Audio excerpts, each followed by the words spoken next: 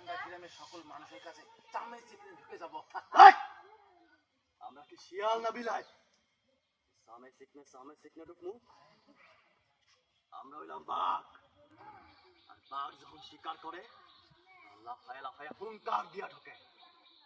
তারা নিজ দিয়ে যাওয়ানের গুণা মানুষ না, দরকার হলে তারা ভাঙ্গা যাবো। তারপর হবো মুখে যে আমার ঘন্টা বাজাইছিল, আমরা তার ঘন্টা বাজাই দেবো। মানে কার ঘন্টা বাজাবি? কার আবার চাচা আমি বা কই কি আর আমার সারেন দেয় বাবা দেয়। এই মজনু চাচা মূলত কার চাচা? তানার চাচা। চাচা